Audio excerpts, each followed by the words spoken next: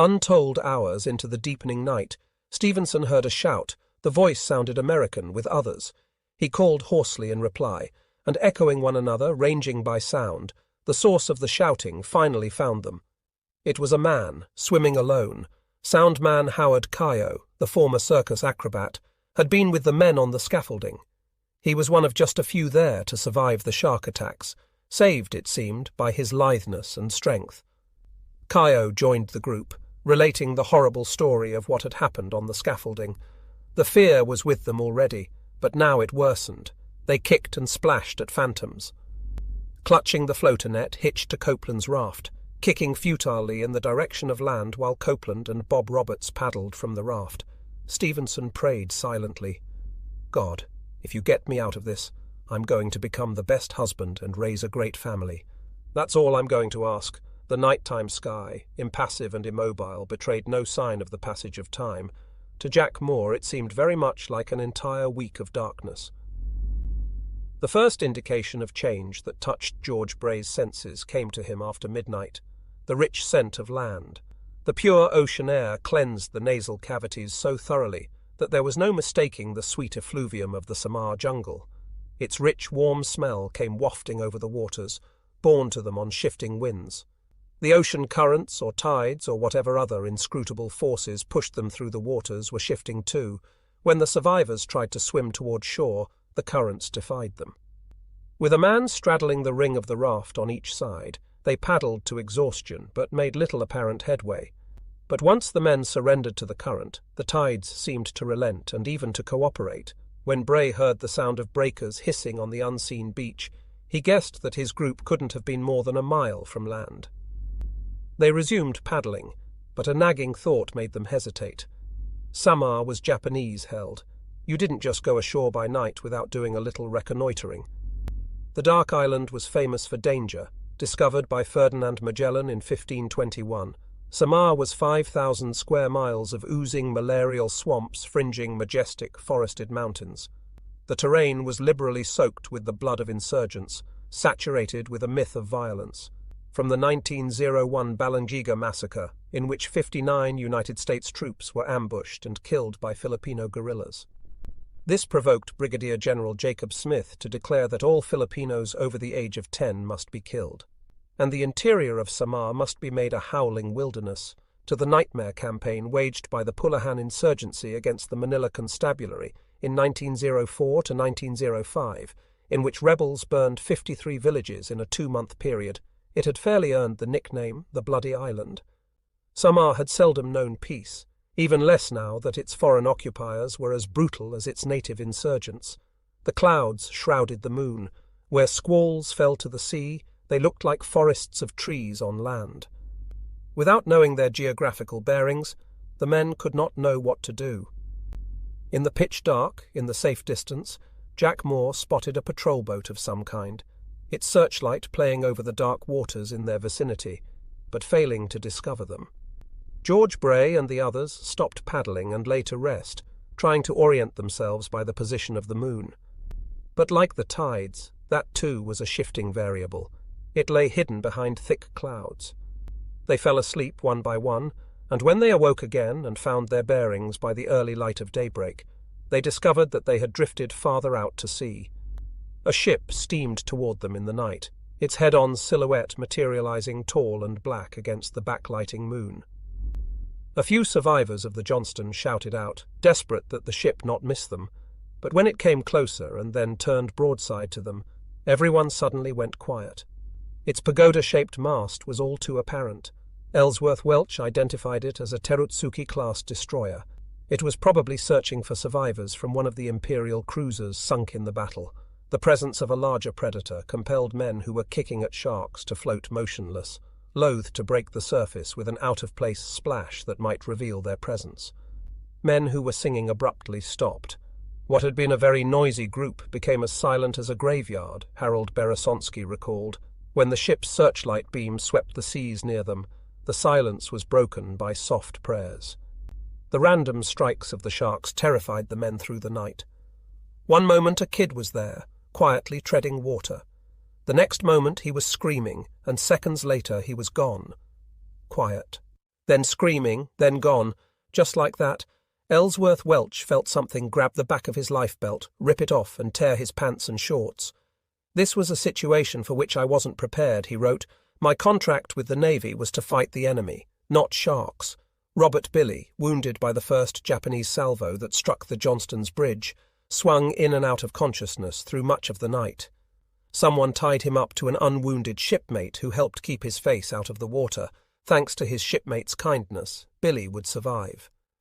Before the night was over, though, his unhurt benefactor would himself be grabbed and hauled under by a shark. At about 10 a.m. on the second day at sea, the reappearance of Samar's mountain peaks boosted the spirits of Bob Copeland's men. In celebration, the skipper broke out the last of the emergency rations. Hoisting himself up to sit on the donut raft's ring, Copeland rubbed his fingers on his trousers to clean them of oil and ordered each man to swim up to him, whereupon he dispensed the last of the malted milk tablets, 3 apiece, and the last remnants of Spam and some stale fresh water. The experience helped Copeland see a certain egalitarian nobility to his crew and officers. On that raft we were just 49 very wretched human beings, entirely dependent upon ourselves and one another in an effort to sustain life. Under those conditions it made no difference to us whether a man's parents had been rich or poor, whether he was Catholic, Protestant, or Jew, whether his skin was black, brown, or white, or whether his ancestry was English, Spanish, Italian, or something else.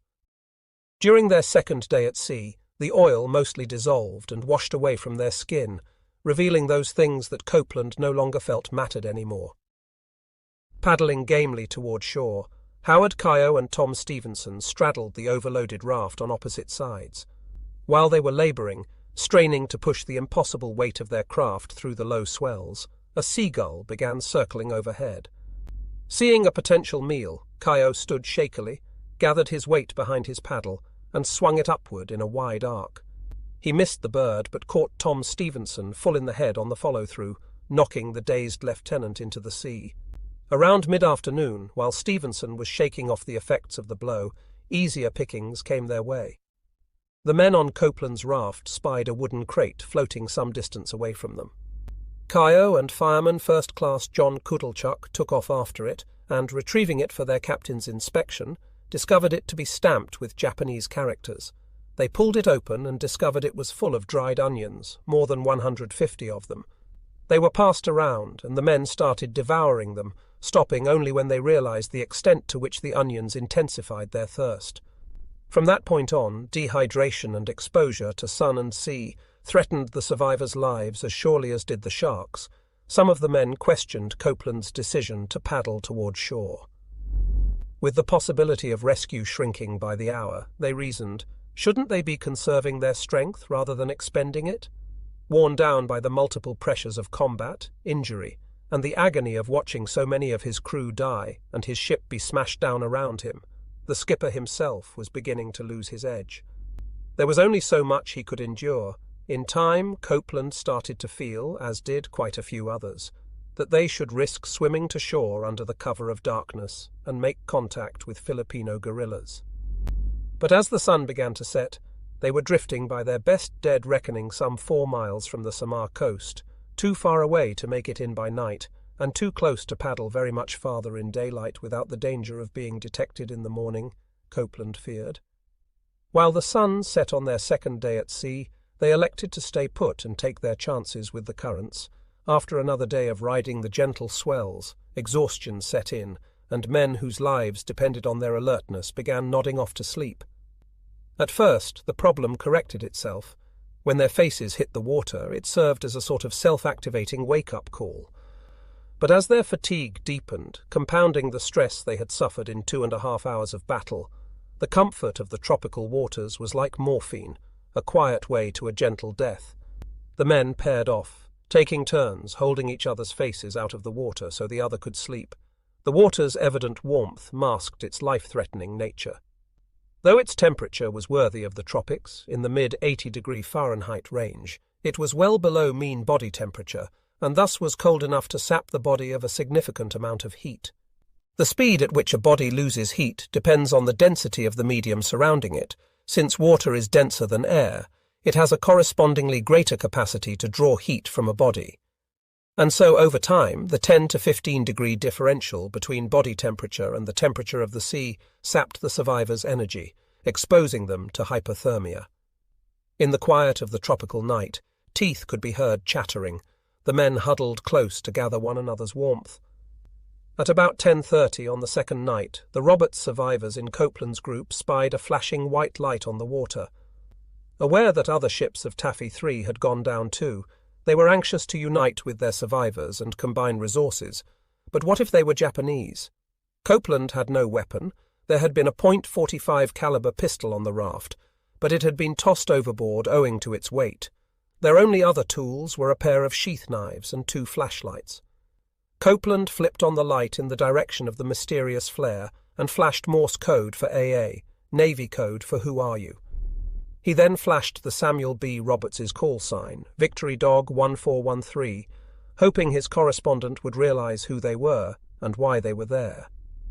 In reply, the light blinked some Morse-like signals that neither Copeland nor anyone else could make sense of. Then the lights stopped altogether. Had he been communicating with the Japanese? Someone reported seeing a green flare like the ones the very pistols fired. Others reported lights that none of the others could see, with the weaker among them beginning to hallucinate from fatigue and ingesting salt water. Possibly the vast majority of the lights they reported were phantasms. Copeland saw more lights, a red one, a green one, several whiter ones. It was hard to tell what was real, and harder to determine how far away they were.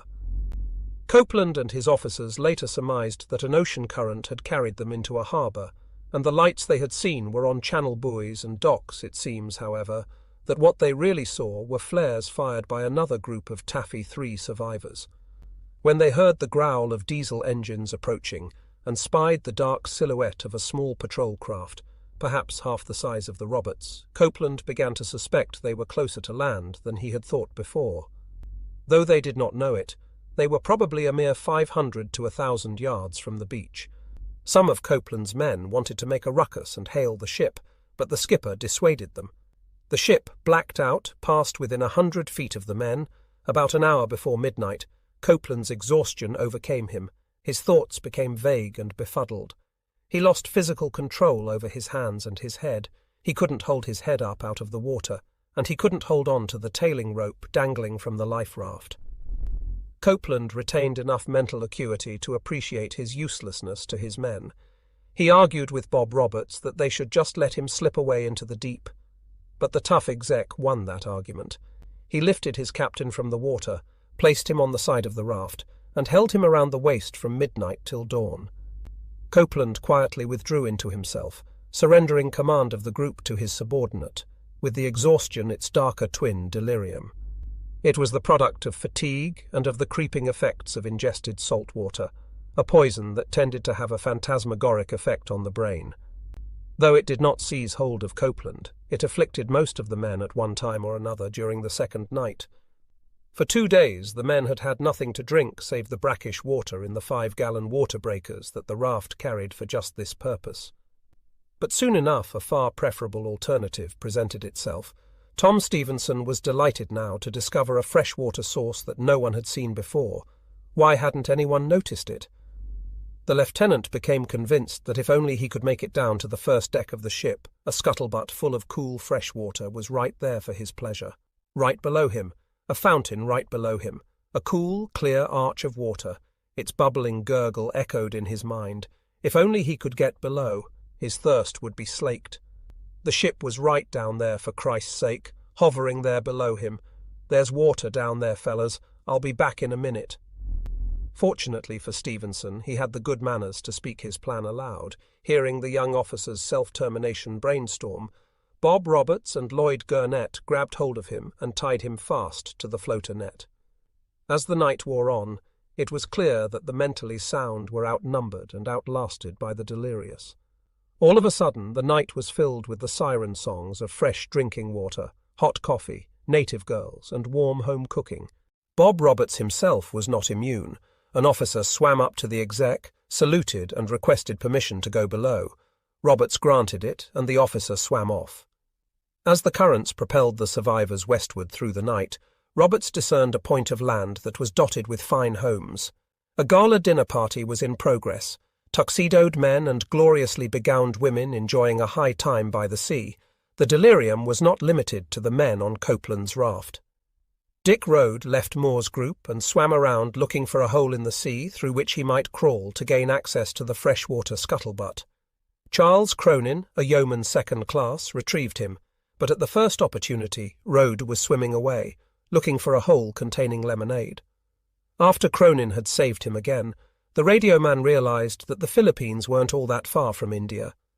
His older brother was over there, flying supplies over the famous hump. Surely his brother could help him. Through the night, most of the men had dalliances with madness. On Copeland's raft, Lloyd Gurnett removed his life jacket and said he was going down to the wardroom for a cup of coffee. Though alert shipmates snapped him momentarily to his senses, he did it again every 15 minutes, until finally they restrained him for good with a well-knotted length of manila line. At one point, the strong and able Frank Cantrell declared in full basso profundo, "Object ho!" Bob Copeland lifted his head with his hands. "What is it, Cantrell?" the captain asked. "I see a big white cottage on the beach with green shutters," his chief quartermaster said. He took no small amount of umbrage to the derisive laughter that greeted his announcement, but there were just as many men whose derangement arrived without announcement. When they decided to leave the raft in the dark of night without any word to friends, no one knew to intervene, and they were never seen again. Tom Stevenson, having imagined himself swimming into a Japanese-held harbour to steal a small boat, found his way back to clarity and saw that discipline was eroding. It was evident in the glazed cast of his shipmates' eyes. They reflected no visible recognition of the common predicament. The men seemed to shrink as they grew concerned with their own survival. 12 hours before everyone had lined up in an orderly fashion and come before Captain Copeland to receive survivors' communion. A few malted milk tablets, some spam, and a swig of brackish water. Now the men were doing whatever the hell they wanted. They argued with phantoms, ranted at the night sky when no one was looking. Some of them slipped away in search of that scuttlebutt and its bubbling arch of fresh water. Fireman First Class Eugene Wagner moaned miserably into the night, suffering mightily, possibly from ingesting seawater. As his pain and delirium escalated, Wagner went out of his head, cussing out Copeland, "Captain's no good, captain's no good." Lying in the floater net, he abruptly declared that he wanted to go home, and cursing his skipper all the way, attempted to climb into the water. Copeland ordered someone to hold his arms behind his back, and someone else to knock some sense into the delirious sailor. The order was executed, and Bill Katzer, next to Wagner, heard the crunch of fist on jaw. The fireman was groggy, but found it within himself to continue the blue streak of obscenity. "Hit him again," Copeland ordered. Another blow fell. Wagner went silent. When morning came, he was gone from the raft. As the second day became the second night, the sea took its toll on the Johnston's men, from within and without. Even those who had gone unwounded from shrapnel or sharks suffered. Severe sunburn to the face, head and shoulders, lips swollen from brine and sun, eyes bloodshot from exhaustion and exposure, skin softened by seawater and rubbed raw by wet clothing. Ken Bowers, the pharmacist's mate, swam around doing what he could for the wounded, but a growing number of survivors were beyond the reach of his modest ministrations. What the sun had done to their skin, the salt water in their stomachs was doing to their minds. Even men who had come through the battle without a scratch surrendered to madness. Some of them gave up their struggles altogether, let go of the nets, and disappeared. Others lived rich fantasies, mingling with their shipmates as if they were back in San Francisco, guests at a cocktail party. Luther Libby, the chief machinist's mate, left his group several times, saying he was going to get a drink. Charles Landreth, Dusty Rhodes, and others looked after him, several times stopping him from swimming to oblivion. Late during the second night, Libby turned to Landreth and said, "Apropos of nothing, I'll buy you a beer." Landreth said, "Chief, don't talk like that. There isn't any beer or anything else to drink except seawater, and that will kill you." Libby's eyes were glassy as he pushed off from the net. Landreth grabbed for him as he and others had done several times, but now his will to wander exceeded their ability to keep him safe. Landreth did not have the strength to hold on. Libby slipped away and was never seen again. Machinist's mate Don Starks, who had had 2 ships shot out from under him, including the battleship Arizona before he came aboard the Johnston, saw visions of land and houses and people waving at him from a distance. He waved back and on one occasion swam in their direction for a time before he realized they existed only in his head. Natives paddling out to rescue them, riding canoes laden with fruits, vegetables, fresh water and Filipino princesses. A whaleboat towing them to shore. Let's just get this engine started.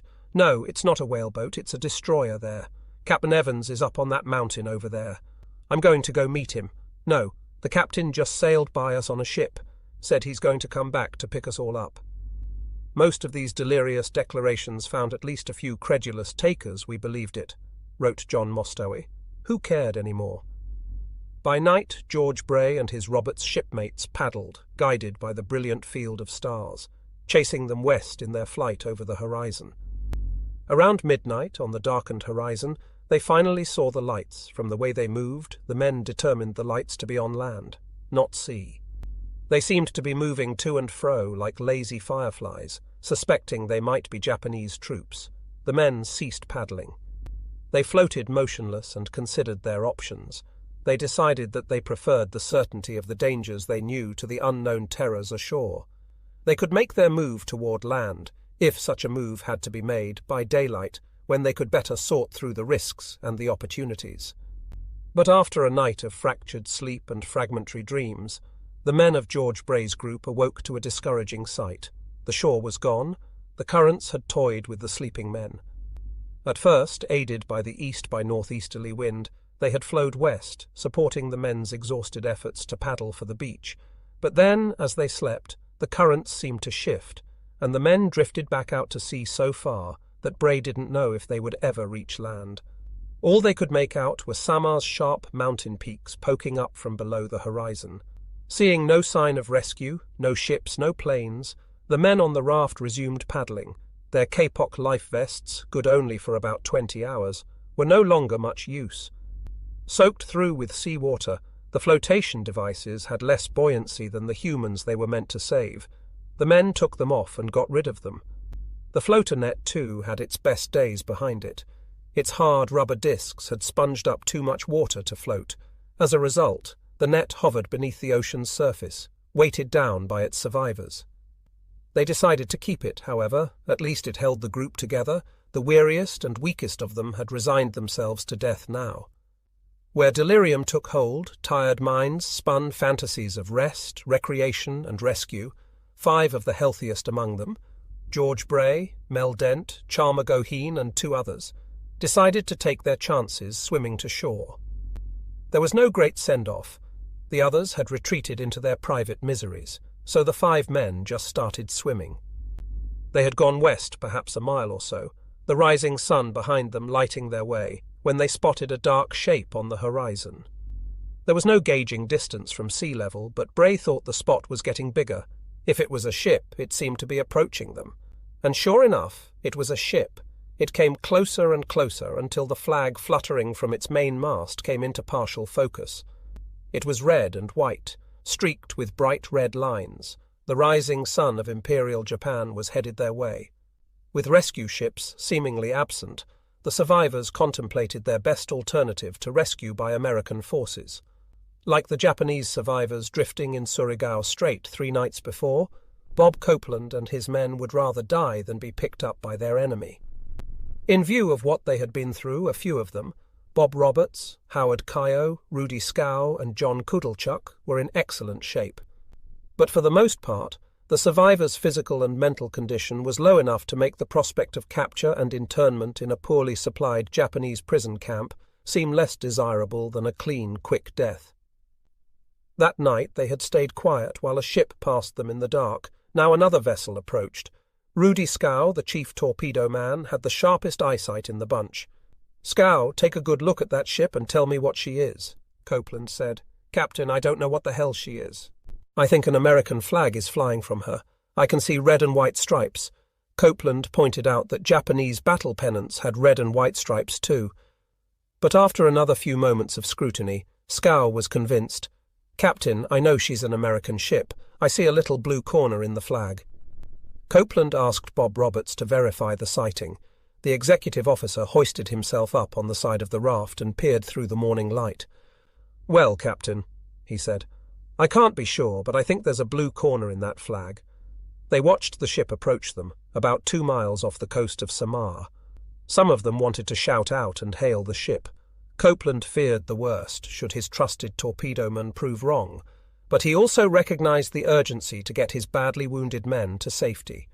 Jackson McCaskill, the deck force reject who had acquitted himself so heroically in the fire room before the Roberts sank, lay helpless inside the raft, with the flesh burned from the bottom of his feet.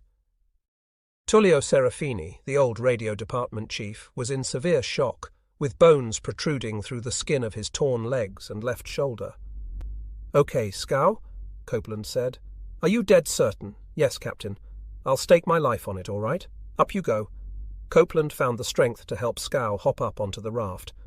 Steadying himself on the foam donut, Scow removed his oil-soaked khaki shirt, tied it to the end of a paddle, and began waving it back and forth. He hadn't waved it more than 4 times when, suddenly, a great blast of anti-aircraft fire went up from some 20 or 40 millimeters, and we could see the ship paying around and heading toward us, Copeland recalled. When the ship reached the raft, it was a landing craft infantry, a landing craft from MacArthur's Navy, a crewman in green coveralls, concerned that these sailors in blackface might be Japanese, shouted down the challenge, "Who won the World Series?" Receiving the correct reply, "St. Louis, God damn it," the crew of the landing craft tossed a Jacob's ladder over the side. The stronger survivors climbed its wooden steps on their own power, while a stretcher was thrown over to bring up the wounded. Tullio Serafini, delirious with pain, was too heavy for the light 21-thread line they used to haul up the first 3 stretchers. When the ship reached him, Bob Copeland felt a wave of energy surge through his body, enough energy to wax indignant when a boatswain's mate on the landing craft asked him if he needed any help tying a bowline with the 3-inch manila line. He tossed down to them to secure their wounded chief radio man. George Bray and his 4 swimming buddies looked at the ship approaching them and decided that if they were going to die, they might as well go down with the rest of their shipmates. So they turned around and swam at their best speed back toward the raft. Back at the raft, Jack Moore, watching the strange ship approach, turned to his shipmates and said, "Men, it looks as if we're going to be picked up by the Japanese. We're covered with fuel oil, and they won't be able to tell we're Americans until they get right upon us. They may fire upon us. If they do, act as if you've been hit quickly." The superstructures looked all wrong for an American ship. They sloped to the rear like an airflow Chrysler. By the time George Bray and his entourage finally returned to Moore's group, the small ship nearly upon them, they were resigned to capture, torture, and death. Whipping smartly in the wind, the ship's flag, they could now see, was partially wrapped around its mast, its blue field of white stars invisible. Like the survivors from Copeland's group, they did not trust their eyes. It had looked to them like an Imperial Navy battle pennant. But as the ship eased up, the Old Glory flying from its mast was plain to see. The vessel coming toward them was a patrol craft from the 7th Fleet. From the deck of the patrol craft, a strong voice called down the same challenge to establish their nationality that Copeland's group had received, querying them on the recent outcome of the American National Pastimes Championship Series. Mel Dent, who followed the major leagues with near-religious fervor, replied without hesitation, "The St. Louis Cardinals." Someone else added, "Now get me out of the water." Satisfied that the oil-fouled survivors were American, the crew of patrol craft 623 dropped a Jacob's ladder over the side and coaxed the survivors toward it. Crewmen descended to them, and arms stretched out below, hauled the survivors from the Samuel B. Roberts aboard its solid decks, which were already crowded with men from the Gambier Bay, the Hole, and other weary heroes of Taffy 3. The hilarious happiness Jack Moore felt as his rescuers approached did not last long. Someone hollered, "I believe Osborne's dead." Moore went to him, felt for a pulse, and thought he detected a slight murmur. Then he swam for the patrol craft. When he reached hailing distance, he hollered to the crew that his man needed emergency help. They threw Moore a line, and the ensign tied it to the stretcher that bore Osborne aboard. Moore swam to the ship, climbed the Jacob's ladder, then went below for a shave. His skin proved to be far too raw for the task, so he sought out a place to rest. Before he could find a bunk, word reached him that barely 5 minutes after being hauled aboard the ship that had rescued him, Jerry Osborne had died on its deck from his wounds and exposure. It was about 9 a.m. on Navy Day, October 27. The vessels that rescued them were part of a 7-ship task group organized by the commander of the Leyte Amphibious Landing Force, Rear Admiral Daniel E. Barbie. Under Lieutenant Commander James A. Baxter, skipper of patrol craft 623, the group had left Leyte's San Pedro Bay at 4:06 p.m. on the day of the battle. Picking their way through the sea at 10 knots, aligned in a sweeping mile-wide search formation that Baxter led west from a designated starting point, moving with the current toward the island of Samar.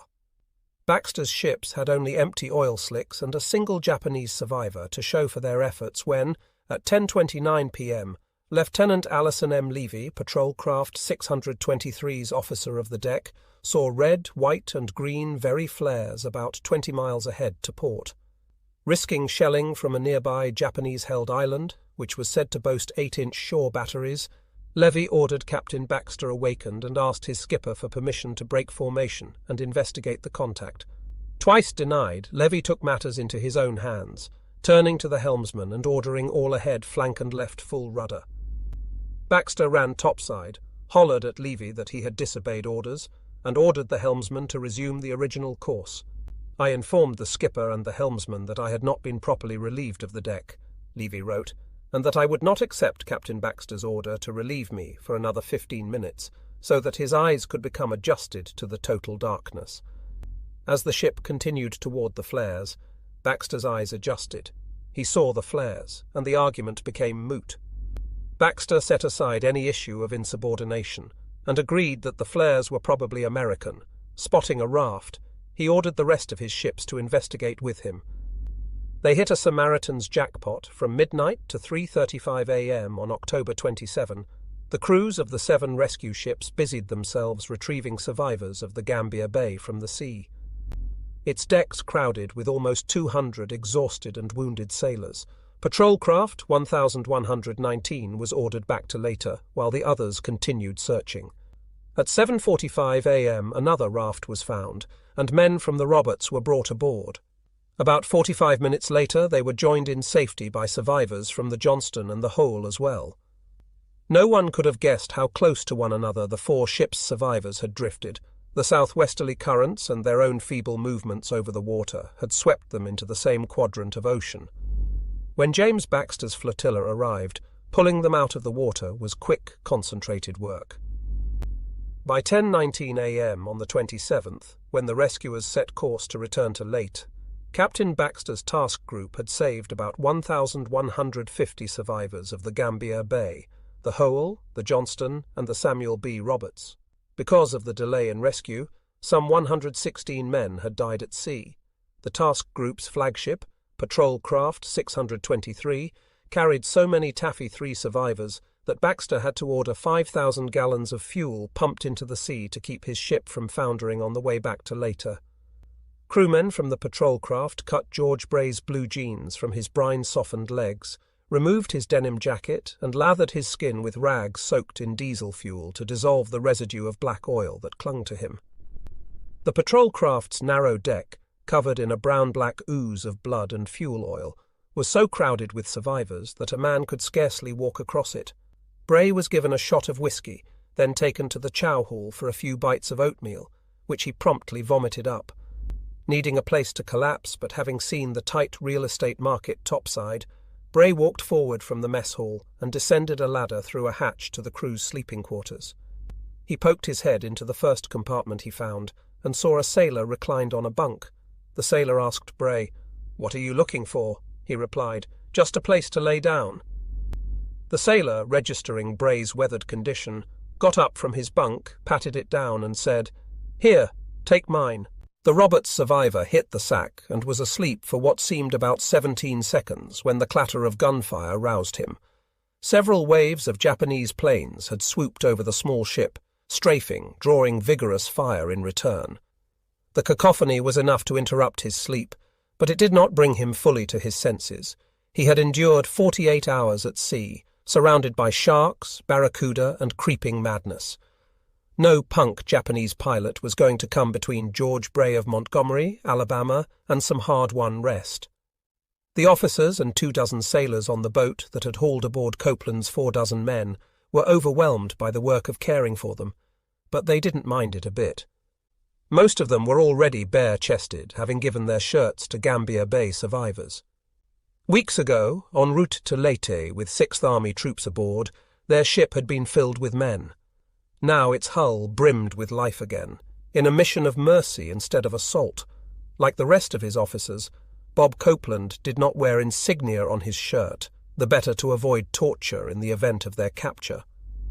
Amid the sprawl of gaunt humanity on the ship's decks, it was all the harder to discern Copeland's rank.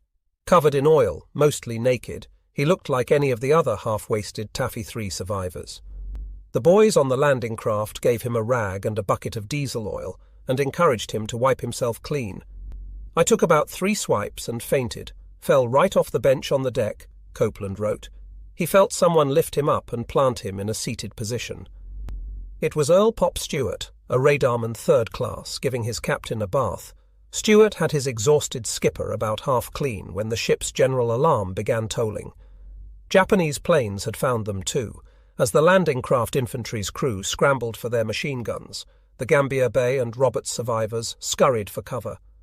The Zero fighter planes made several passes, reduced in number each time, Copeland thought, owing to the sharp aim of the crew. A young sailor, dragging a heavy canister of 40mm ammunition, found Bob Copeland lying across the portside passageway he needed to cross. The kid kicked the skipper in the butt, saying, "Get the hell out of the way!" Copeland rolled into the scuppers and let the gunner proceed. The gunners were dead-eye dicks, downing 3 zeros. Miraculously, no one on the landing craft infantry was hit by the angry rain of shells spitting the other way. When the remaining Japanese planes flew off, the survivors were taken below. 40 squeezed into a compartment meant for half that number. Men who were healthy enough to hustle got a pipe berth suspended in 3s from the ceiling. The rest flopped on the deck. The place was like the Black Hole of Calcutta, Copeland wrote. We were all stark naked and utterly exhausted. We resembled reptiles far more than human beings. The crew stripped the Gambier Bay survivors to the minimum in order to accommodate the bedraggled newcomers from the Samuel B. Roberts. Lying on the steel deck, Copeland was given some worn khaki trousers and an old dungaree jumper without buttons. One of his men offered him a bunk, and Copeland took it. 2 hours later, desperately thirsty, he awoke, too weak to get up. He rolled over and fell sharply to the deck, landing on knees and elbows. Too exhausted to rise, he crawled over his men, getting cussed as he pressed his elbows into their stomachs and faces. He made it to a ladder, climbed upward in search of a cold drink, and found a grating to the engine room, out of which wafted comforting warm air. Beside the grating was a white porcelain bowl from the crew's mess filled with fresh water. He gulped it down, lay there for a while, then crawled back down the ladder and got back into his bunk. Twice more during the night, after stretches of fitful sleep, Copeland struggled topside, finding each time the same white bowl filled with clean water, which he eagerly guzzled. After his 3rd long drink that night, around 4 a.m., Copeland was easing himself down the ladder to his sleeping quarters when he heard one of the landing craft infantry's crew enter the compartment behind him. "My God," he said, "that dog has drank a lot of water tonight. Captain Baxter's ships didn't rescue everybody." On his 2nd day in the water, Neil Deathlifs of the Johnston was stung by jellyfish severely enough to scramble his mind. The quartermaster hallucinated, fading out of awareness and then back into it again. He was adrift with another sailor, radarman 3rd class Joseph Dotson, who evidently had enough strength to keep Deathlifs from drowning, though Dotson himself did not survive. Swimming and drifting, wearing nothing but his dungarees, Deathlifs was conscious of islands nearby. He did not know how far away they were, but he had the notion to wait till dark and then try swimming for the beach. If he could make it, he might rest on dry land, then swim by morning south along the shore and be rescued in Leyte Gulf, though he could not be sure his wild plan, or the island itself, wasn't just another phantasm brought on by exhaustion, salt water, and the seeping toxins from the jellyfish. In the afternoon, Deathlefs found a standard-issue Navy peacoat drifting on the swells. He collected it and held it until nightfall, then put it on, enjoying its heavy, wet embrace. Passing in and out of consciousness, he awoke once to find that the peacoat had disappeared, and he was standing on the bridge of a vessel. The abandoned ship order had been given, his perceptions cleared, and he realized he was pulling off his dungarees as if preparing to jump from the deck into the water. He saw that he was already in the water, though he couldn't remember jumping, and so he pulled them back on. When he realized that his lifebelt was losing its buoyancy, he removed his dungarees again, tying the legs in order to use them for flotation. But a long rip in the seat kept them from holding air. Deathlefs resumed swimming for the island. He thought he heard the distant sound of a diesel engine like those used on PT boats. Next he was aware of a dizzying vertigo. He was standing on his head, spinning in the water. He righted himself, felt something sharp and rough under his feet. Then it was gone as another breaker twisted him back around toward the beach. He gasped for air, and water washed into his mouth again as another wave shoved him sideways and upside down. He grabbed for a hold, finding it on the sharp coral. Then blackness descended as he passed out, waking only when he perceived voices shouting at him. He sat waist-deep in water, naked, disoriented. "I thought the whole Japanese Navy was coming down on me," Deathlefs recalled. "I was sitting on a coral reef, and I could see a crowd of Filipinos on the beach yelling at me. One of the group came running across the coral, picked Deathlefs up, and headed back to shore. The American protested, 'Put me down, I can walk.' So his carrier obliged. Deathlefs slumped to the ground, realizing that his behind had been chopped up like hamburger from sitting on coral. Large saltwater sores covered his groin. He could not walk, so they carried him. The rest of the day was a blur of motion and voices. He was aware that people were taking him somewhere, but there was no telling where. He perceived that he was inside a cabin in the jungle. Hands rubbed a soft substance on his sores, cocoa butter. He awoke once to drops of water falling on his face. Looking up, he saw the wide brown face of a Filipino woman, crying, the tears falling down onto his face. "Hello, Mama," he said to her. The Filipino woman had once been married to an American military man. She adopted me on the spot, Deathlefs recalled. They told him he was on the island of Ando, about 3 miles off Samar. He did not know how long he was there. The days bled together. He was lifted and carried to the beach and placed in a dugout canoe. Men covered him with mats to conceal him, they said, from Japanese patrolling a bridge nearby. That night, Deathlefs was taken to a settlement of some kind. It was like a scene from Terry and the Pirates, he wrote. Natives in loincloths and head wraps, torches in hand and submachine guns strapped to their backs, took Deathlefs from the canoe and into a 3-room house in the jungle. 5 families seemed to be living there. They gave him a chaise longue to sleep in, fitted him with a pair of shorts, and generally treated him like a guest of honor. The Filipino natives came from miles around to see me. Some would stand outside my window and play guitar and sing for my entertainment. I watched one man sit beside an open fire, turning a pig on a spit for most of the day, Deathlefs recalled, but he couldn't eat the delectable native cuisine. Baked raw by sunburn and salt water, the skin around his mouth cracked whenever he opened it to chew, smile, or speak. His hosts fixed him a glass of warm, cane-sugared water mixed with lime juice. When a large sunburn blister burst on his back, they bathed him and treated the wound. They summoned a doctor to apply tincture of pomegranate to his cuts. As Deathlefs regained his strength, a tall figure came to the house. It was an American who went by the name Captain Smith. He was in fact an Army Air Force sergeant who had fled to the hills and joined the Filipino resistance when the Japanese had seized the airfield to which he had been stationed. Evidently, he had promoted himself to captain in the reassignment. Smith berated the Filipinos for hauling Deathlefs through every carabao wallow in the area, then asked the wounded American if he carried a gun. The sailor said no, and so Smith produced a revolver that looked to Deathlefs like a naval rifle, probably a .44 Magnum, he thought, and gave it to him. Deathlefs's Odyssey had brought him to the jungle home of Juan Bocar, a Manila attorney and former Samar national representative who became a leader in the Filipino guerrilla resistance. Bocar's guerrilla headquarters was apparently a nexus for American military personnel separated from their units in the forbidding terrain of Samar. In his care, Deathlefs was introduced to a Navy dive bomber gunner, Joe Trop, from the 3rd Fleet carrier USS Hancock. His plane had been downed by a Japanese ship, killing his pilot. Trop gave Deathlefs his shoes, then the pair, escorted by a Filipino guide, embarked on a long walk through the jungle to the shore and to a sheltered cove where another American, a Texan named Colonel Davis, had a small boat. Davis told Deathlefs he would take him offshore by night, where a submarine or PT boat would come for him. For 2 nights they waited offshore, but neither a boat nor a sub showed itself. When a Japanese floatplane spotted them, Colonel Davis decided not to wait any longer. They would take their chances navigating the shoreline, paddling south for Leyte Gulf. The route would take them past Japanese shore batteries atop a cliff overlooking the channel they had to cross. Davis was a tough customer, but Deathlefs could sense his concern. After dark, they slipped into the boat and made their way silently past the cliffs. The enemy took no notice. The next morning they were south of Samar, approaching the island of Dinagat.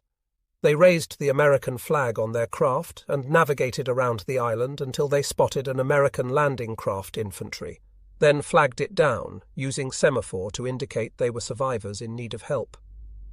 That night, Deathlefs and Joe Trop were embarked on a troopship in Leyte Harbour. They spent the following day watching airstrikes flying out toward an enemy whose time, thanks in part to their efforts, was soon enough to come. At least 4 other sailors from Taffy 3, Bill Shaw and Orin Vadnais of the Johnston, and 2 survivors from the Hoel, made it ashore and into Juan Boca's sanctuary. In the company of 2 downed flyers and another man, Shaw and Vadnais too missed 2 planned rendezvous with friendly ships. Like Deathlefs and Trop, however, they found their way to safety without taking too many chances with the Japanese. An American landing craft infantry happened to be delivering supplies to the guerrillas while they were awaiting rescue. The men hopped aboard and rowed to Leyte. 27 hours after gathering in the Taffy 3 survivors at sea, the Guardian Angels masquerading as the 7 ships of James Baxter's task unit entered San Pedro Bay, delivering the men of the Roberts, the Johnston, the Hoel, and the Gambier Bay to the sanctuary of Leyte Gulf. In the pre-dawn darkness of October 28, solemnly and without fanfare, their crews transferred the survivors onto hospital ships and large transports. With them went the remains of the dead and the personal effects salvaged from men buried at sea. As they finished that delicate job, the morning watch was beginning anew for the ships of the 7th and 3rd Fleets. The awful aftermath of the Battle off Samar had ended. The catastrophe had run its course. Focused on tomorrow, relieved of the tasks that constituted their daily routine, the survivors took their first steps on the uncertain journey of the rest of their young lives. As the survivors of the Samuel B. Roberts, the Johnston, the Hoel, the Gambier Bay, and the St. Lo were being triaged at Leyte Gulf for transfer to hospital ships and transit to Hollandia in New Guinea, Brisbane, and other points east, the Battle off Samar was receding into history. It was the Battle of Leyte Gulf's penultimate chapter and the last large-scale engagement between opposing navies that the world would ever see. As it was ending around mid-morning on October 25, Admiral Halsey's 3rd Fleet planes were falling on Admiral Ozawa's decoy northern force in what would become known as the Battle of Cape Engano, Leyte's final naval action. With Leyte won, Manila would soon fall. The Navy moved on, preparing to land Marines on Japanese soil for the first time at Iwo Jima. Journalists and historians lingered behind, evaluating the battle whose true dimensions were only beginning to emerge. The war correspondent Fletcher Pratt wrote of Leyte in 1946. This was Trafalgar. It was Tsushima and La Hogue and Egospotami and Salamis, and all the other utterly crushing victories, after which an entire war is changed. Seldom enough in history before had an entire navy been brought to a single battle. Never before had an entire navy lost so great a proportion of its strength as the Japanese had done. The 3-day series of melees around the Philippines in October 1944 was by multiple measures the most sprawling, spectacular and horrible naval battle in history, if it was not as decisive, in the word's purest sense, as the victory at Midway.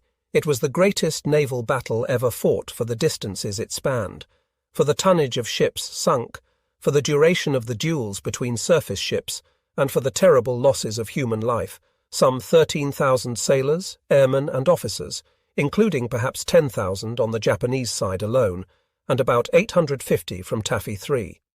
Our defeat at Leyte was tantamount to the loss of the Philippines, said Japan's Navy Minister, Admiral Mitsumasa Yonai. When you took the Philippines, that was the end of our resources.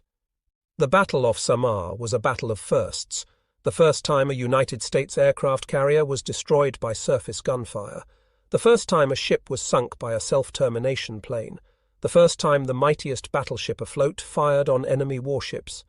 And it was a battle of lasts, the last massed ship versus ship action in naval history, the last time a battleship fired its main batteries at an enemy, the last time small destroyers charged an opposing battle line. If Halsey had left behind Task Force 34 to butcher the center force as it sailed through San Bernardino Strait, Leyte Gulf would probably have gone down in naval history as a major mop-up operation and a bloody one-way slaughter. As catastrophic as it was, Taffy 3's historic last stand at Samar conferred to the bloody campaign an aspect of transcendence. The victory at Leyte Gulf was the product of Allied planning, savvy and panache, to be sure. But only Samar showed the world something else, how Americans handle having their backs pushed to the wall. As Herman Wouk wrote in War and Remembrance, the vision of Sprague's 3 destroyers, the Johnston, the Hoel and the Heermann, charging out of the smoke, and the rain straight toward the main batteries of Kurita's battleships and cruisers, can endure as a picture of the way Americans fight when they don't have superiority. Our schoolchildren should know about that incident, and our enemies should ponder it. According to Admiral Nimitz, the history of the United States Navy records no more glorious 2 hours of resolution, sacrifice, and success. Though in the 6 months immediately ahead, American troops, sailors, and airmen would suffer bloodily in the invasions of Iwo Jima and Okinawa, the Japanese, with their naval and air power broken, would never again truly challenge the United States' advance toward Tokyo. Accompanied by another veteran of Samar, the light cruiser Yahagi, the Yamato would make a final desperate sortie against the Americans during the Okinawa invasion. But just like her sister ship, the Musashi, sunk by Halsey's swarming flyers on October 24, the Yamato would be destroyed by American carrier planes before she reached her goal. The judgments of historians and strategists were far removed from the immediate concerns of Taffy 3's survivors as they rowed slow boats to rear areas for rest, replenishment and recovery. Like most veterans, they would continue their lives saying that the truest heroes were the men who did not come back. Of the dead, there were far too many. Among Taffy 3's ships, the whole had suffered worst, with 267 dead out of a crew of 325. The Johnston lost 184 out of 329, the Samuel B. Roberts had 90 dead out of 224, and the Gambier Bay lost 131 men out of about 900. The St. Lo's losses of 114 out of a 900-man complement seemed disproportionate to the horror the ship experienced, erupting into a towering thunderhead of smoke and flame after the kamikaze hit.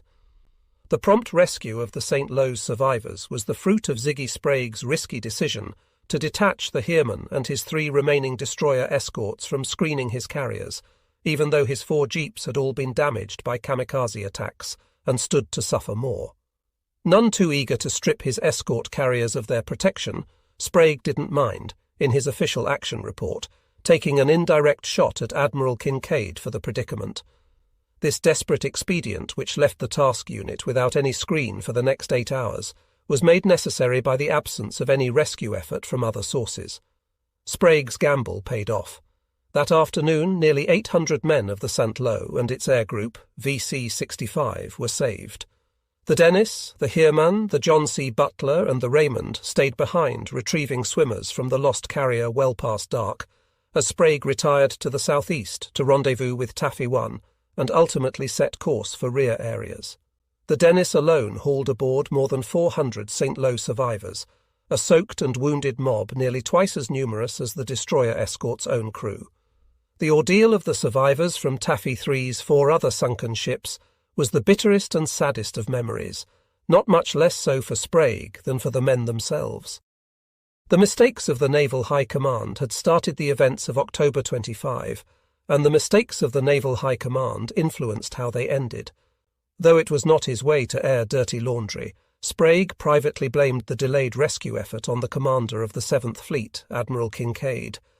Sprague had a good track record of taking care of his men, having seen to the prompt rescue of the closest victims at hand when the fighting wound down. He had relied on his fleet commander to pick up his task unit's remaining pieces.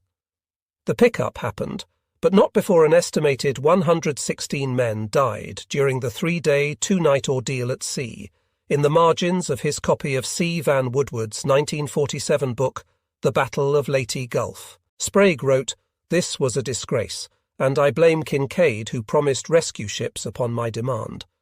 That Kincaid initially received incorrect rescue coordinates might be due to the inevitability of error amid the confusion of war.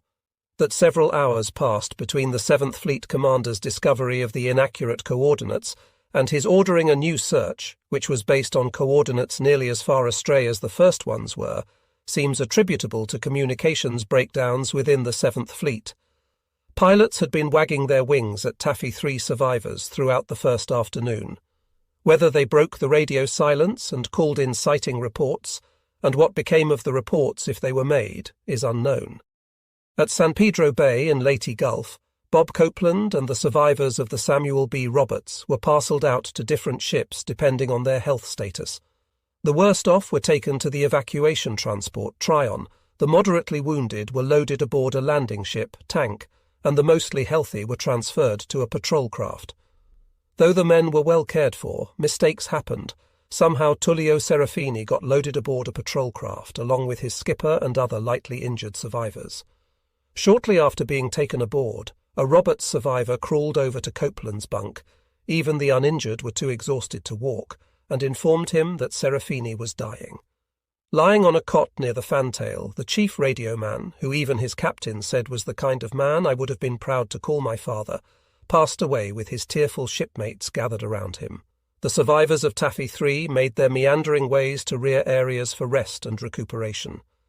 After attending a sombre memorial for the 4 Fanshawe Bay men killed during the battle, Ziggy Sprague took his carriers to Wuendi, New Guinea for refuelling, then on to Manus for 6 days of rest. On November 7, Sprague's carrier group set course for San Diego, arriving on November 27. The Heermann and the Dennis, flooded forward from shell hits, limped to Cossel Passage for repairs, then to Pearl Harbor. Bob Copeland and survivors from the Roberts and other ships were taken aboard the hospital ship Comfort, which took a zigzagging course to the United States anchorage at Hollandia, arriving there on November 3. Copeland pulled some strings and arranged for the available Roberts survivors to return stateside aboard the SS Lurline, a passenger liner commandeered for wartime transport. In the unexpected luxury of passenger ship staterooms, and with long hours to spend staring at the sea, the survivors had time to reflect on their experiences, to take account of the loved ones they missed, and to ponder the changes they might make to their lives now that God had entered them. Aboard the Heermann, during its long trip from Cossel Passage to Pearl Harbor, Lieutenant Jules Steinberg engaged in a lively theological discussion with his fellows in the Combat Information Center. Someone noted that throughout the 2.5 hours of battle, the 12-man crew assigned to watch the surface radar had kept intensely busy, fixed to their scopes, plots and voice tubes, relaying critical data to the bridge and the torpedo crew. Meanwhile, the 12 men in the air search section, with no air attacks threatening, had nothing to do. An argument developed as to who deserved credit for the ship's excellent performance. The surface search team and others aboard the ship for efficiently doing their jobs, or their air search counterparts and other idlers for sitting quietly and praying with such spectacular results. I had to admit that I didn't know the answer, Steinberg wrote. If I were asked today, though, I'd say that God helps those who help themselves. Ziggy Sprague had no trouble giving credit where it was due. In his official action report he wrote, "In summation, the failure of the enemy main body and encircling light forces to completely wipe out all vessels of this task unit can be attributed to our successful smokescreen. And our torpedo counterattack, continuous harassment of enemy by bomb, torpedo and strafing air attacks, timely manoeuvres, and the definite partiality of Almighty God. Taking the Heermann to rear areas for rest and replenishment after the battle, Captain Hathaway, who had been as tough on his crew as any commander ever had been, got on the public address and declared, "You are a wonderful crew, and I am happy to have served with you. By God, you all did something. Maybe what you did was right, and maybe it was wrong, but we came through because by God you all did something." Regardless of the improbable sequence of cause and effect that brought the survivors home, their families patiently awaited news of their fate. Harriet Copeland, at home in Tacoma, knew something had gone wrong when her husband's letters abruptly stopped arriving. For 3 weeks the postman was empty-handed. Despite the work of Navy censors, Bob Copeland had up until then slipped enough subtle hints into his correspondence to tell Harriet roughly where the Roberts had been operating. When the fighting in the Philippines began to dominate the headlines, she had a fair idea he was there. "I knew there were some big battles going on, and I knew if he had his way he'd be in the middle of it," she said. Growing more apprehensive by the day, it's the long silences that you worry about. She heard a knock at the door one evening, well after the mailman had made his last delivery. He was back again, holding an envelope that had arrived at the station while he was on his afternoon route. He said, "I found this letter for you after I went back to the post office. I think it's from your husband. I knew you'd be anxious to have it." The letter, probably written aboard the Comfort, contained a brief, matter-of-fact recounting of the battle, along with the news that he would be coming home, to San Francisco, to be hospitalized for exposure and wounds. He stayed in the Naval Hospital there for nearly 3 weeks, finally getting his release on December 19. Harriet picked him up, and the couple retreated to the St. Francis Hotel, where he had proposed to her. It was a sort of homecoming, Harriet said. "We just sat down together, and I said, 'Well now, what happened?' And he just started to tell me. He wasn't emotional about it. He was pretty pragmatic. He just told me the story in great detail, and he told me all the things that happened to them when they were hanging onto the nets, not the life raft, but the nets. And somebody would swim out and stretch the nets out, and they lost some men to sharks. And Bob didn't swim a stroke. It was a thrilling time and a scary time and everything. I was awfully relieved to have him back after I heard what they went through." Bob Copeland spent Christmas in Tacoma, where he would ultimately resume his legal career, before reporting to the Naval War College in Newport, Rhode Island. Tacticians were doubtlessly eager to meet the skipper of the redoubtable Samuel B. Roberts. Perhaps he found it easier to share his experiences with them than with his own family. Copeland's children, Suzanne and Rob, heard stories from their mother about how the war had affected their dad. Copeland's daughter, Suzanne Hartley, said, "I know things were different when he came home from the war. I think they were for so many people. I know that Mother said he was just not the same person, and I don't see how you could be. I think there was a certain amount of reclusiveness. It's probably a very private thing. I don't know if it's the pain of loss or the anxiety of the stage on which they fought. It would have to change people. Without doubt it did. Some wounds were physical, as often as not. Those were borne in silence. One of the estimated 40 shells that struck the USS Hole peppered Miles Barrett's back with pieces of shrapnel the diameter of pencil lead. After the war, whenever one of the small wounds began to fester, his wife Elizabeth would take a pair of tweezers and extract the tiny steel fleck. Barrett never saw a doctor. It was about 2 years before Elizabeth picked his back clean. Earl Blue Archer, the Kalinin Bay VC-3 Avenger pilot, who suffered a serious back injury amid the brambles of flak over Kurita's fleet, went home and kept quiet about his infirmity. He soon realized he had a choice to make. He could take an 80 or 90% disability benefit from Uncle Sam and begin a life of inactivity, or he could take 3 or 4 aspirin twice a day and continue flying planes in the Naval Reserve. I said, "Forget it. I can make a living. I don't need your disability." Bragging about being the only pilot to get 6 hits on a Japanese battleship with a .38 caliber revolver was not enough for Archer. He continued flying in the reserves, got a desk job as a stockbroker, and had to forgo bowling or playing golf. His back bothers him to this day, but not much else seems to, so long as Louisiana State has a winning football team. When Tommy Lupo, the Fanshawe Bay VC-68 Avenger pilot, returned home to New Orleans just before Christmas in 1944, he arrived one day behind a December 22 Western Union telegram from the Chief of Naval Personnel informing his parents that he was missing in action. The flyer had been retrieved from Tacloban after the battle and flown safely back to his carrier, but somehow the news did not reach the Bureau of Personnel. His return cured their heartache in an instant. Nothing but the passage of time, however, would heal his own scars. For months after the war, like so many other veterans, he would jump up in bed during the middle of the night, startled awake by subconscious replays of the horrible things he had seen. His roommate on the Fanshawe Bay running decapitated across the hangar deck during the air attack off Saipan. Leonard Moser's post-war life began with an encouraging sign that scarred and broken combatants could be brought back whole.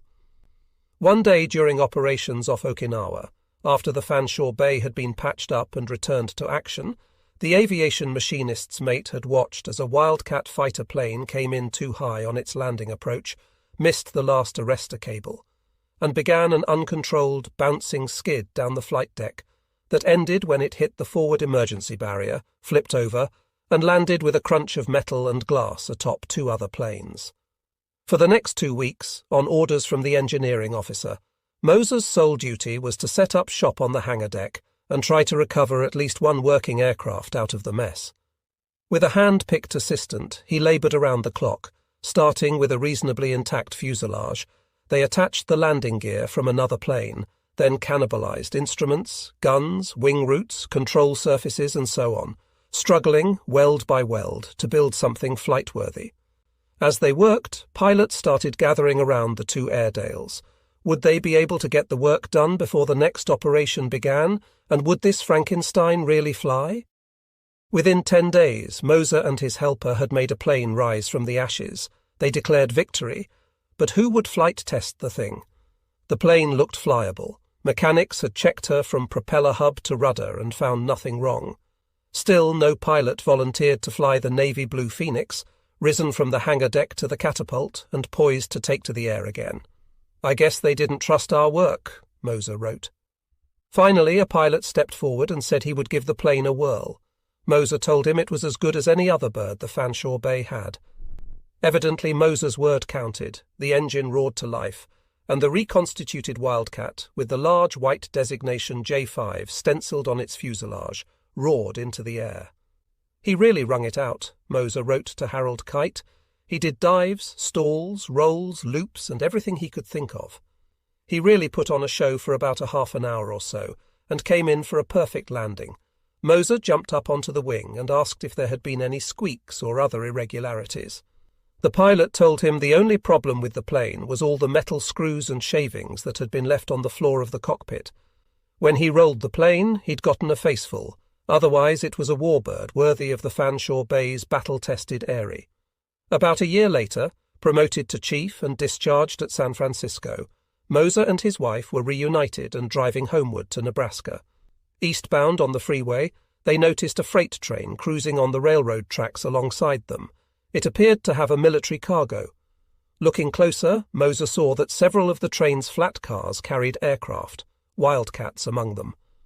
Moser scanned the line of planes bumping along on their own ride home, and damned if he didn't see a fuselage stenciled with J5 and a familiar squadron insignia. It was the same aircraft he had rebuilt aboard the Fanshawe Bay a year or so before. We drove along beside it for several miles. It sort of gave me a funny but wonderful feeling to tell my wife that there was the plane we rebuilt, she remembers that day. I guess the wonderful feeling was the fact that I wasn't in the Navy anymore, not in the Navy anymore. The war was over, the job had been done, and so the reservists went back to their families, searching for new ways to define themselves as citizens of a nation at peace. Leonard Moser's roadside encounter with Wildcat J5 seemed to open up the hope that if scarred and broken machines could be patched up and brought home, scarred and broken men could be too. Rear Admiral Clifton Sprague, the unconquered hero, returned to Philadelphia to rejoin his family after the war. His daughter Patricia was shocked when she saw him get out of the car. He stood there in his khaki-green uniform, looking as if he had come straight from a street fight. In a manner of speaking, of course, he had. He had 2 black eyes. He looked as tired as I've ever seen him, she said. Remarkably enough, he did not talk much about the battle. It was just his duty. He did it, and that was all he expected. With his retirement in 1951, Ziggy Sprague ended his 37-year career in naval aviation. With the exception of an article he wrote for the April 1945 issue of American Magazine, and a few scribbled marginal notes in his copy of C. Van Woodward's book on Leyte Gulf, Clifton Sprague never wrote about the events off Samar, nor did he ever share with his wife, Annabel, or their 2 girls, his memories of the fateful battle. The Navy years were over for the Sprague daughters as well, Patricia wrote, and busy with growing families, we did not think to ask him to reminisce. The retired admiral threw himself into home improvement projects, followed the stock market, and watched boxing matches and baseball games on television. From the time World War I ended until his death from heart failure on April 11, 1955, Clifton A.F. Sprague, pioneer of naval aviation, never flew in an airplane again. Like their commander, the ships of Taffy III did not seem to meet the challenge of ending life as dramatically as they had lived it. Most of the escort carriers were decommissioned, placed in reserve status, and sold as scrap metal after the war. Although their veterans like to joke today that their ships were cut to pieces, sent to the smelter, and reincarnated as Toyotas, that seems unlikely insofar as Sprague's 4 surviving carriers were sold, in the late 40s and 50s, to United States-based machinery and steel concerns. Of all the Taffy III ships, only the Heermann met the ironic end of steaming under a foreign flag. After serving with distinction through the end of the Pacific War, Amos Hathaway's patched-up tin can was decommissioned in 1946, mothballed in the reserves, and sold to the Argentine Navy in 1961, where it served as the Brown.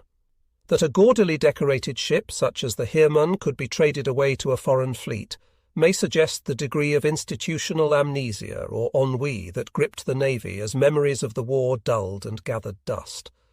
For years afterward, the veterans of Taffy III were content to leave those memories buried. Many survivors seethed in quiet rage at the way they or others were treated during their time stranded on the rafts. Some blamed Admiral Sprague for failing to rescue them. Most were angry at Admiral Halsey for leaving them vulnerable in the first place.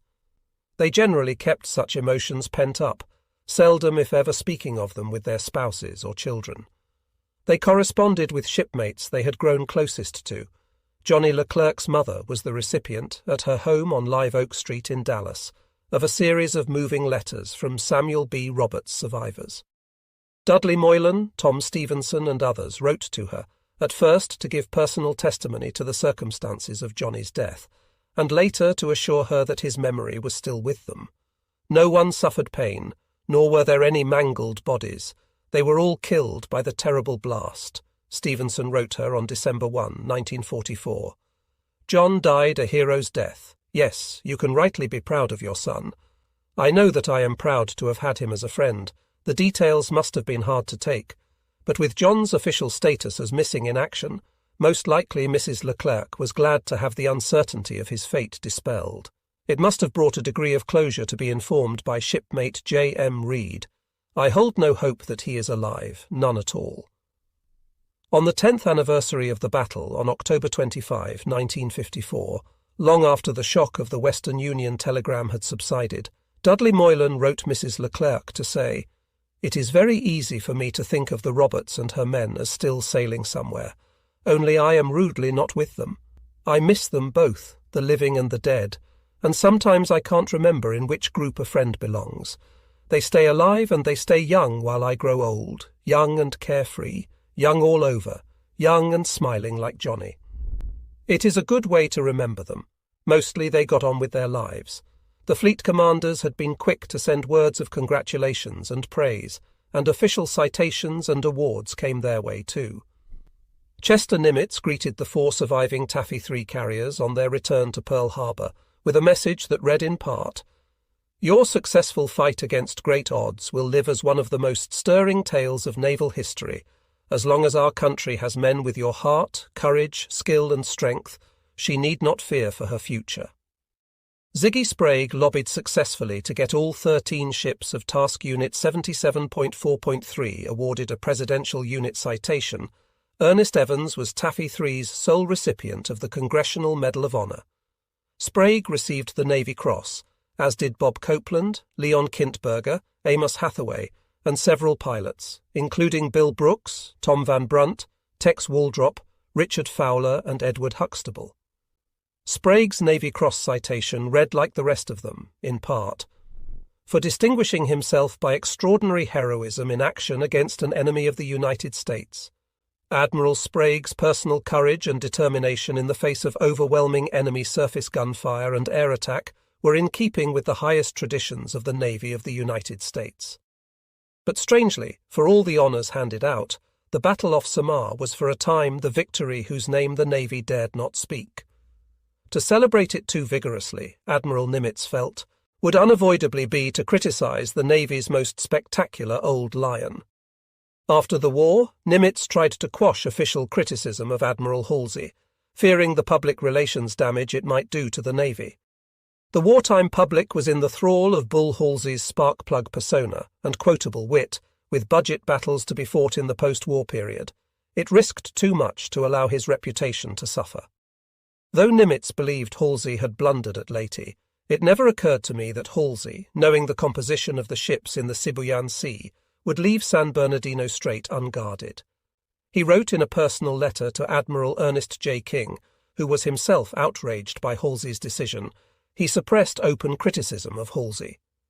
When one of Nimitz's staffers included a pointed rebuke of Halsey in a draft of the Commander-in-Chief, Pacific Fleet's official report on Leyte, Nimitz ordered a rewrite, scrawling on the report, "What are you trying to do? Start another Samson-Schley controversy." Tone this down, evoking the memory of the morale-shattering feud between two admirals during the Spanish-American War. Nimitz held true to an early career vow he'd made, never to let public controversy cloud the Navy's achievements again. Halsey himself seemed less sheepish, manoeuvring to receive credit for as much of the Leyte victory as possible, while deflecting fallout from the near disaster at Samar. As Taffy 3's survivors were hunkering down for their first night at sea, Halsey radioed Nimitz, "It can be announced with assurance that the Japanese Navy has been beaten, routed, and broken by the 3rd and 7th Fleets." As Halsey must have anticipated, President Roosevelt read the dispatch to the Washington Press Corps at 6 p.m. Eastern Standard Time on October 25. A naval historian observed, though he participated in only portions of the far-flung battle, Halsey upstaged his fellow commanders and announced the victorious news as though his had been the directing hand. In his 1947 autobiography, Halsey sustained his defensive stance, torpedoing his close friendship with Kinkaid with a single sentence, "I wondered how Kinkaid had let Ziggy Sprague get caught like this." For his part, Ziggy Sprague had faith that Taffy 3's exploits would one day receive their due. "Our Navy, for reasons that are clear to me and possibly to you too, has never played up this action to any extent," he wrote in a personal letter to the Superintendent of Annapolis, Vice Admiral Aubrey Fitch, in 1947. "But I am convinced that history will accord the proper place for it in the decisive actions of the war, probably a half a century or more after I have passed on." After the Leyte contretemps, Halsey dulled his 5 stars still further when he chose to steam his fleet through major typhoons in December 1944 and July 1945, with significant loss of life. Halsey became a polarizing figure. Most sailors loved him, as did the public. But by the end of the war, a powerful undercurrent of disenchantment began to emerge. As a possible indicator of the Navy's ambivalence about Halsey's legacy, no class of ship was named for him. A class of supercarriers was named for Admiral Nimitz. A sleek new breed of destroyer honoured Halsey's less famous contemporary, Admiral Raymond Spruance. Halsey's name would grace only individual ships. The guided missile cruiser USS Halsey, CG-23, was commissioned in 1963 and deactivated in 1994. A new Arleigh Burke-class destroyer of the same name, DDG-97, will be completed in 2005. The rank and file of Taffy 3 would content themselves with quieter accolades. When Bud Comet, discharged in Seattle, arrived back at his parents' coal company-owned house in West Virginia, an envelope awaited him. Bearing a return address to the White House, it contained a letter from Harry Truman, a Presidential Unit citation, a Bronze Star, and a letter of commendation for meritorious conduct. His dad asked Bud what the decorations meant. All the Samuel B. Roberts survivor could say in reply was they meant that he had not dishonoured his mother. The elder Comet looked at him intently and nodded his head, then asked whether the awards had any monetary value. Bud said no, he didn't think so. His father said that if they didn't have any monetary value, then what Bud had done was for his own satisfaction. "You've done well, but don't dwell on it. You can throw this stuff in the fireplace and burn it. It has no value from this point on. Knowing in your heart that you did well is all the satisfaction that you need." His logic was good, Bud said, but my wife didn't throw nothing in the fireplace. She kept it. Over the years, Bud Comet has kept quiet about a lot of things. There are certain aspects of his ship's final hours and their horrible aftermath that he just does not want to discuss. But for others, the ice began to break and the memories began to thaw when the survivors' reunions began in the 1970s. Though Ziggy Sprague, Commander William Thomas, and a gathering of men from individual ships had held small Taffy 3 reunions for several years, beginning in October 1946, the survivors of the Gambier Bay were the first to organize in 1969. 8 years later, the group sponsored a Philippines pilgrimage that would enable them to keep their vow to honor their dead, to acknowledge and dignify their sacrifice with a proper burial ceremony at the site of the sinking. Led by their one-time executive officer, Rear Admiral Richard Ballinger, and their chaplain, Reverend Werner Carlson, the Gambier Bay group set out on an adventure of remembrance. They took a Philippines Airlines flight to Honolulu, leapfrogged to Guam, then flew over Saipan and Tinian, and through a rain squall that told them it was October in the southwestern Pacific again. They landed in Manila, greeted by very important persons from the United States and Philippine navies, visited the United States Naval Base at Subic Bay, stood by the shrine to Douglas MacArthur at Red Beach on Leyte, and toured the sacred ground where GIs fell at Bataan and Corregidor. On October 24, 1977, they boarded a Philippine Navy ship out of Manila, screened by leaping porpoises. The Republic of the Philippines ship Mount Samat navigated San Bernardino Strait and steamed into the waters off Samar, where the Gambier Bay had gone down. A typhoon loomed somewhere over the horizon, raising whitecaps and long rolling swells. "They're telling us that they know we're here," a shipmate said. "They're kicking up the sea from below." As Chaplain Carlson began reading the eulogy, their voices hushed, and all that could be heard was the slap of swells against the ship's cold hull. The historian of the Gambier Bay, or VC-10 Association, Tony Potokniak, tossed overboard a cylindrical capsule stenciled with the name of the ship and containing the personal effects of the dead and American and Philippine flags. "We now commit this capsule to the deep in loving memory of you, our killed in action and deceased shipmates," he said. As the names of the dead were called out, wives of the survivors took turns tossing a red carnation into the sea as the Filipino honor guard fired a single rifle shot. A tremendous amount of unwritten and untranslated history remains to be unearthed on the Japanese side. One wonders how or whether their veterans commemorate the battle. Certainly not many of them remain. The Japanese losses during the Show 1 operation can only be guessed at, but they are sure to have been disastrous. Of the 10 heavy cruisers that left Brunei, only 3, the Tone, the Haguro, and the Kumano, made it back through San Bernardino Strait. Total Japanese losses are estimated to be around 11,000 men. Admiral Kurita's reputation lay in tatters following his timid performance on the brink of victory off Samar. Owing in part to the endless inscrutability of his motives, he was exhausted and confused in his thinking. He was unclear whether his objective could be achieved. He feared too many United States planes were gathering at Tacloban. Kincaid's pleas had spooked him into believing powerful reinforcements were on the way. He was low on fuel. He was regrouping to attack another American fleet. He has never been given the benefit of the doubt. In the novel War and Remembrance, which features an extensive and vivid narration of the Battle off Samar, Herman Wouk put a particularly harsh assessment in the mouth of one of his characters.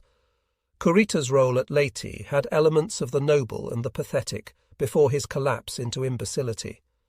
A problem that plagued the Japanese side throughout the battle was fundamental confusion about the nature of the enemy who opposed them. in no small part due to the smoke roiling from the stacks and sterns of the United States ships. The Japanese were nearly unanimous in mistaking Ziggy Sprague's task unit for something considerably more powerful than it really was. Kurita would describe Taffy 3 in his own action report as a gigantic enemy task force, including 6 or 7 carriers accompanied by many cruisers and destroyers. Watching his first salvos roar off just before 7 a.m., the first time the mighty Yamato had ever fired on an enemy ship, Battleship Division 1's Admiral Ugaki saw an American vessel smoking and believed the battleship's opening broadside had sunk her. After the air raid started, the Japanese perceived salvos of medium-caliber guns hitting near the Yamato. That no ship in Sprague's fleet boasted medium-caliber weaponry, as the 6-inch or 8-inch guns of cruisers were generally called, revealed the extent of Kurita's bewilderment. In a landscape of tropical squalls and enemy smoke, he was not at all certain what to make of the fleet that had materialized unexpectedly on the southern horizon. Clearly, by late 1944, however, hard experience had equipped both the Americans and the Japanese to appreciate the new rules of naval combat in the aircraft carrier age. By the time the jeep carriers of Taffy 2 mustered their air groups and began launching big strikes against the center force after 8 a.m., and once Tacloban's airstrip had been organized as a makeshift staging ground, Kurita was facing air assaults from more than a dozen escort carriers, or the rough equivalent of 4 or 5 fleet carriers.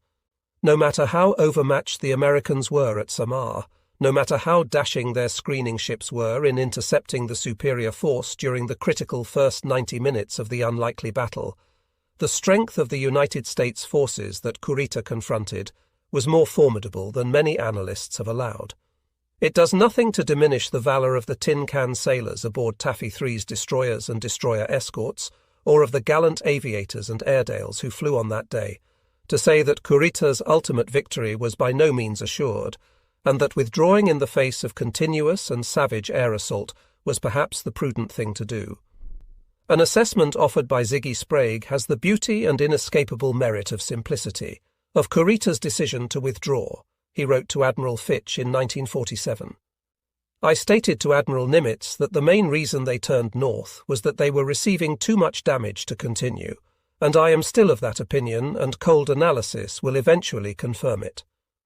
After post-war interviews with Japanese commanders were completed by the United States Strategic Bombing Survey and by the historian Samuel Eliot Morrison and his staff, and after the accounts of Admirals Ugaki, Koyanagi, and others were published, Japanese voices were seldom heard in the history books.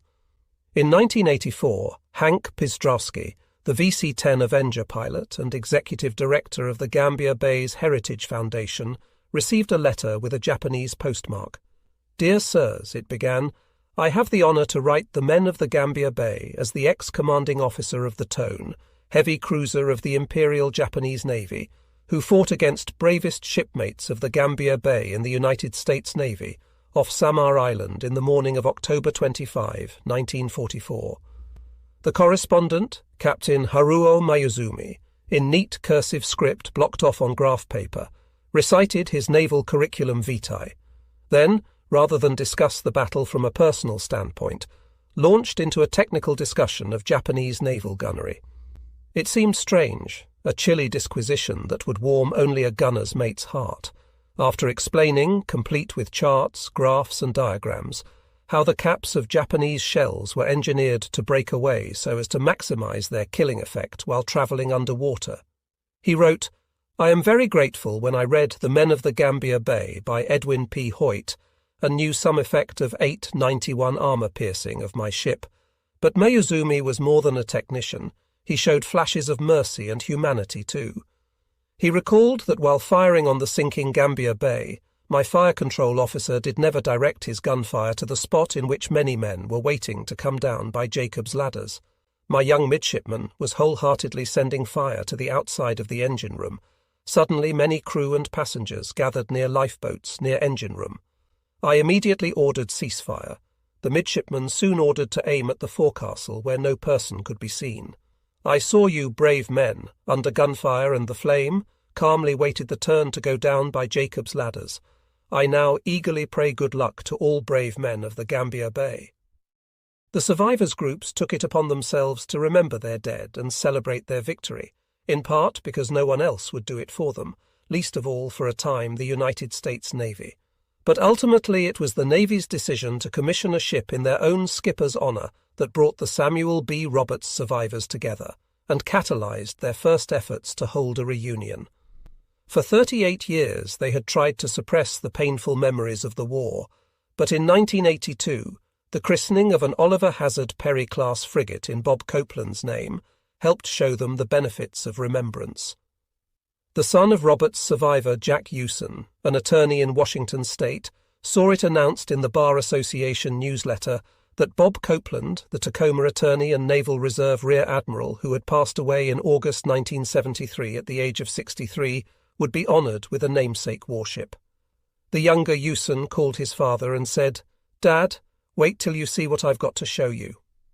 Jack Hewson, a charismatic organiser and leader, and others began collecting names and addresses and tracking down Samuel B. Roberts survivors, as the men of the Gambier Bay and other ships had been doing for years. The USS Copeland Guided Missile Frigate 25 was commissioned on August 7, 1982. The Samuel B. Roberts Survivors Association's first formal reunion was that same year, 38 years since they had last gathered as a crew. The year before, unknown to them, another Perry-class frigate, the USS Clifton Sprague, Guided Missile Frigate 16, had been commissioned. But that ceremony had been attended only by Sprague's family 3 years later, in 1985. More official recognition followed when a frigate, the USS Carr, Guided Missile Frigate 52, was named for the Roberts' heroic gunner's mate. The Taffy 3 reunions take place annually now, many of them in late October to coincide with the battle's anniversary, others in May, over the Memorial Day holiday. The survivors from the destroyers, destroyer escorts, jeep carriers, and composite squadrons are proud of what they did. When Fanshawe Bay survivor Harold Kite undertook to gather an oral history of his wartime home, a shipmate wrote to him, "I think the more of us that get together, the more history may come to remembrance. A lot of history ain't set down yet. They're a generation of optimists." The newsletter of the Roberts Association features a regular section titled, "Our Family Keeps on Growing." It is filled with news from shipmates and their families, from long-lost survivors found 6 decades after the battle. Of course, the family's first generation is not growing, it is shrinking, as it must. The Taffy 3 associations will not be around forever. Though they are formidable negotiators, their reunion coordinators exert slowly diminishing bargaining power over hotel and conference centre managers every year. The escort carrier associations get a robust turnout owing to the larger complement of their ships. The Samuel B. Roberts Survivors Association, on the other hand, now holds its reunions jointly with the Johnston survivors and the tiny group from the Howell. Perhaps the children and grandchildren who appear in growing numbers at the annual events will sustain the reunions beyond the passing of the last survivor. One hopes that they will. To see the 3 groups of tin can sailors together at their joint reunion is like watching 3 tightly knit fraternities mingle, each with its own traditions full of pride, but vaguely uncertain about the other groups. Though they have absolutely everything in common, they don't seem to mix very much.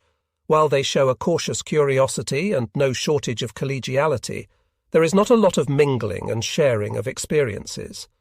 Maybe everything that can be said has been said, maybe they've heard all the stories already, or maybe the experiences are too painful still. If so, clearly they always will be. The Howell guys, mindful that their ship was the first to sink and with the heaviest loss of life, seem leery of all the attention the Johnston has gotten. Historians have been understandably drawn to Ernest Evans's dashing sortie against the Japanese fleet, to Bob Hagan's vivid and detailed official action report, and to his gripping personal account published in the May 26, 1945, issue of the Saturday Evening Post. None of that ever kept the old skipper Amos Hathaway from griping at reunions, often in mixed ships company, that Ernest Evans had run off ahead of orders and fought his own war. To men from the other ships, a lot of the talk has sounded like bragging, of course. There is a fine line between bragging and pride. The Roberts guys appear to walk it well. Just as Bob Copeland used to insist, they dress sharply. There's a measure of solemnity and seriousness to them, but they have an unmistakable spark, the irreducible pluck of the destroyer escort sailor. Nevertheless, in the hospitality room, when all three groups are together, there is a palpable feeling that people are afraid to say the wrong thing, to inadvertently put down the contribution of another ship. The men bonded with each other at an age when bonds harden like epoxy, in their late teenage years and early 20s. Tested by traumatic experience, the bonds became all the more enduring. Through the years, the dynamics have stayed largely the same. Joe Downs, in his 70s, still seems to regard Bill Brooks, in his 80s, the way a 17-year-old enlisted aircrewman regards a 24-year-old commissioned pilot who holds the younger boy's life in his hands, which is to say, as nearly a superhero. "Oh man, I like that guy," he said. "A hell of a hunk of a man. They see each other as they did 6 decades ago. Picture a black and white photo of young Jack Kennedy, skipper of PT-109, having cheated death and with his whole life in front of him. This is how they see each other. But in living colour, Brooks's VC-65 squadron mate Tom Van Brunt joked, "At this time in my life, one of my greatest pleasures is finding my glasses before I forget why I'm looking for them." But they see each other just fine. This time travel magic does not seem to work outside the immediate naval fraternity. When a survivor meets someone from another ship, it's understandable that the natural bond isn't always there. He sees not an 18-year-old, but an old man.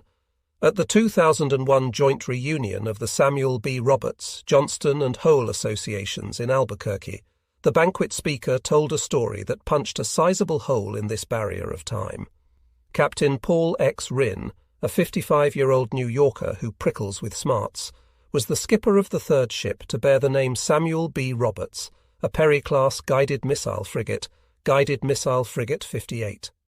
On April 14, 1988, escorting Kuwaiti oil tankers through the Persian Gulf in the midst of the Iran-Iraq War, the Roberts entered a minefield. Captain Rinn backed her down gingerly, but the ship struck a mine nonetheless, reeling from a monstrous blast that lifted the ship so high that when she fell back to sea, her bow plunged underwater. The explosion fractured the ship's keel, blew 8,000-pound gas turbine engines from their mounts, and opened a 28-foot hole in her side. The volume of inrushing water was so great that in less than a minute, according to Rinn, the Roberts went from being a 4,000-ton ship to a 6,000-ton ship. She was sinking at a rate of a foot every 15 minutes. Flames were rising 150 feet above her, nicely silhouetting the frigate for the missile-armed Iranian patrol plane and fast attack boat that were closing in. "We took care of the Iranians and they went away," Rinn told the Albuquerque reunion gathering. But there was no doubt it was not going to be a good night. And at one point about an hour and a half into this, after I've thought I'm not sure we can save this ship, but we've got to try our damnedest. Do you remember the film Titanic, when the lights start to flicker, then go out? Well, we had our Titanic moment. The lights flickered, and then they went on, and I remember standing on the bridge thinking, I don't know how that happened, but God is good. Let's see what we can do to save this ship. Captain Rinn then told his elder tin can sailors the reason his ship survived. It had to do with the teamwork and courage of an entire 214-man crew, and in particular the enterprise of 2 enlisted men, a fireman named Jim Tilley and a third-class petty officer named George Carr. Tilley was not the most ship-shape sailor. He had been a regular defendant at captain's mast, where Rinn, against the repeated advice of his senior chief, always ended up giving the kid another chance. When the Roberts hit the mine, Tilley was manning Auxiliary Machinery Room No. 1, a below-decks compartment that was supposed to have been evacuated owing to the threat of mines in the area. Something told Tilley that the ship might need emergency power, and so he dogged down the hatch and stayed at his station. Trapped below decks by ladders and bulkheads that had collapsed on top of his station, Tilley brought the auxiliary diesel online with the generator, a job that usually required 3 people, tripped in the gear connection using an emergency technique known as a self-termination start for the possibly destructive consequences of a malfunction, and restarted the flow of electricity that powered the lights and the pumps fighting the flooding.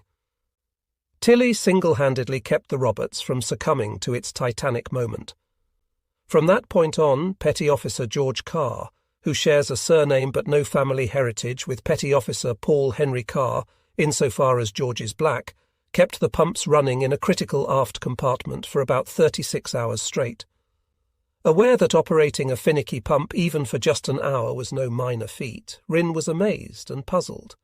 He couldn't remember Carr ever having gone to P250 school, where the Navy taught the kind of advanced pump maintenance that Carr would have needed to know to do what he did.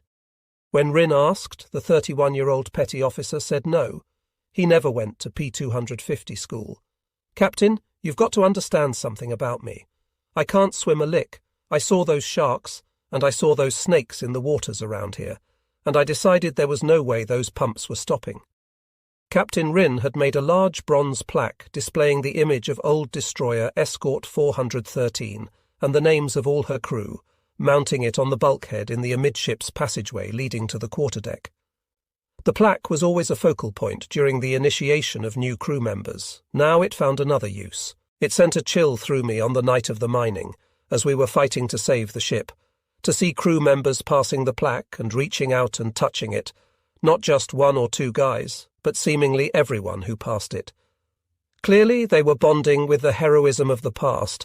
Here then, beyond citations and medals and newspaper articles and unexercised bragging rights, is the true legacy of the Battle of Samar. It gave substance to a living tradition. The story, the history of Navy men in extremis, animates the idea that Americans can do anything when it is necessary and when it counts.